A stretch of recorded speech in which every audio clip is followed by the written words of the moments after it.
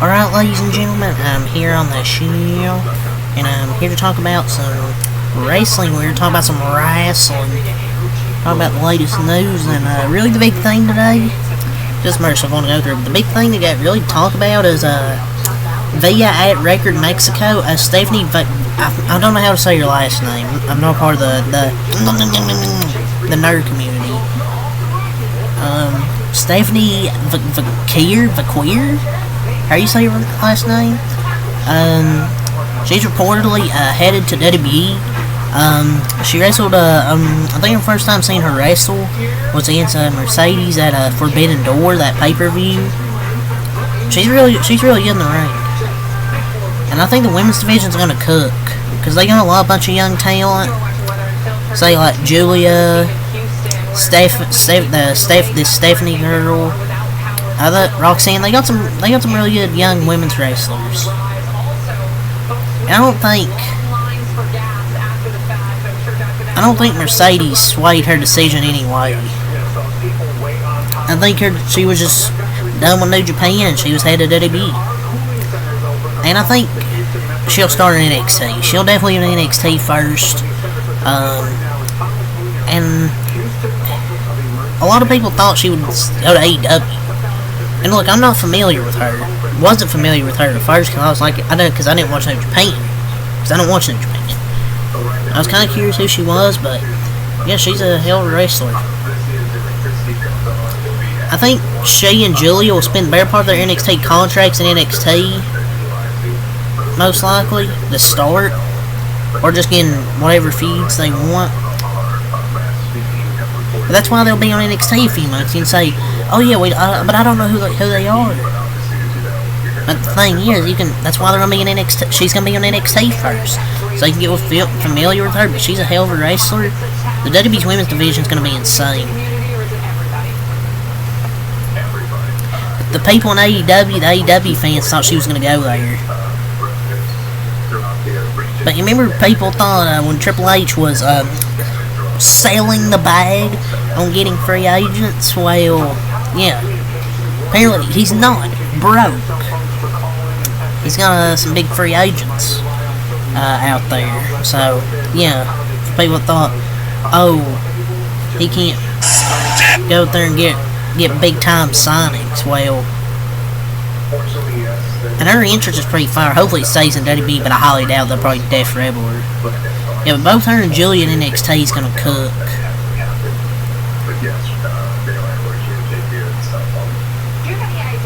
But she's definitely valid. If you haven't seen her, she's very valid. So I like this move, her headed to WWE. So Finn Balor, via What's the Story pod, Finn Balor confirmed that his no deal, he signed a no deal with WWE, is for 5 years, which would take the deal into 2029, and he's what, right now, 42, 43? And he will be 47 years of age by the end of that contract.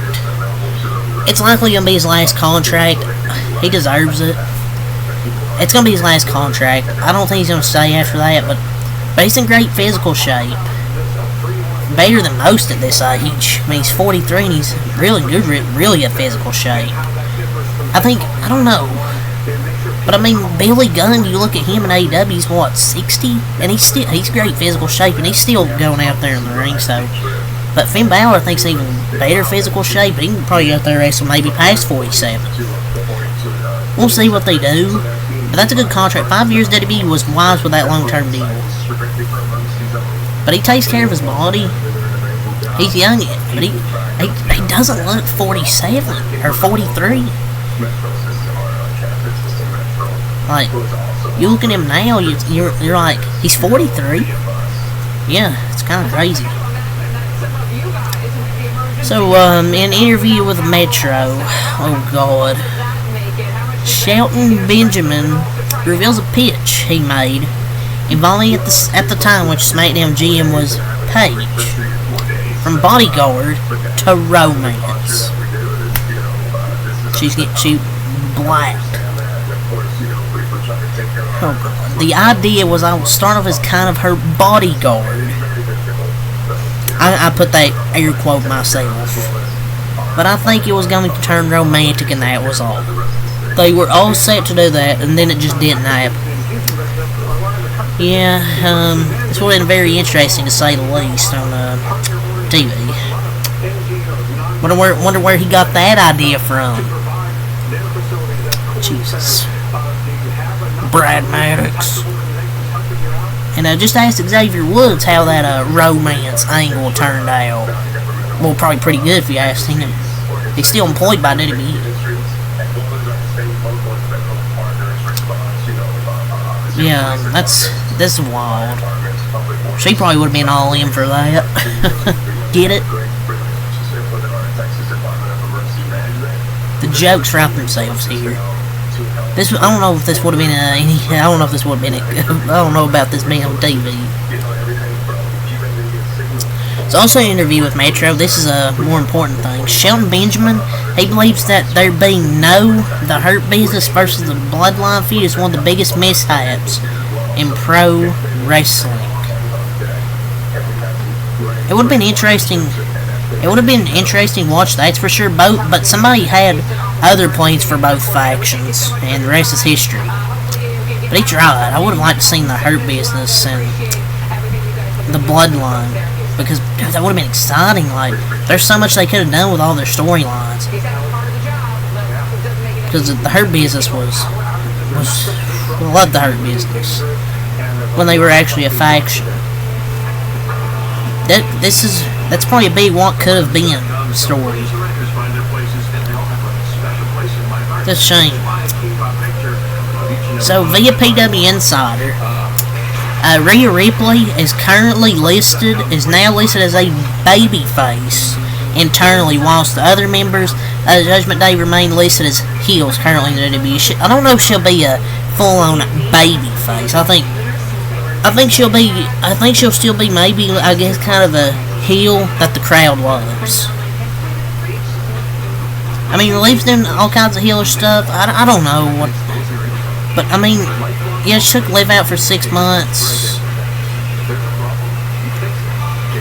But I like the layer that they're doing with the story. It keeps it real. Both have valid reason to be pissed at each other, and it's great. It's a story and feud you haven't had for years in the division, because the women's division hasn't had that story and feud, while this one does. So they both have valid reasons to go at each other. But they have. I didn't know they had a list of baby faces and heels.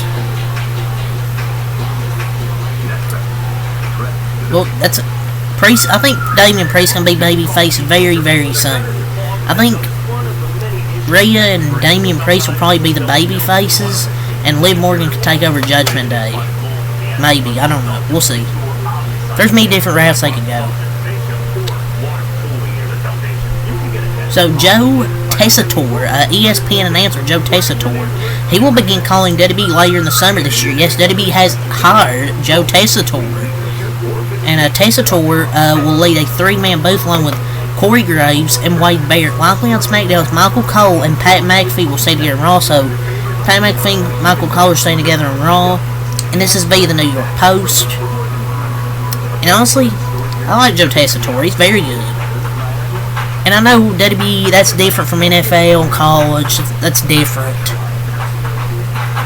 And he must know something if he's willing to sign with WWE. He's done boxing, I think, too. He's done everything. The dude's very good. So he does boxing. I know WWE's not boxing, but it should be a smooth transition. Like, commentating-wise, the play-by-play, it does. It's really similar. And they're both in the ring. So, yeah. He's one of the better announcers going on for ESPN. I think it's a very good addition for SmackDown. He's a natural. Really love this addition here with Joe Tessitore. And people are wondering, oh, is he Advan Kurt 2.0? No, he actually watches the product. He's actually done combat sports commentary. Advan Kurt, Advan Nerd, whatever his name was. He only did baseball. So I think Joe Tessitore would be really good. Really not gonna see for the Wrestling News. Until next time, I'm out. Peace.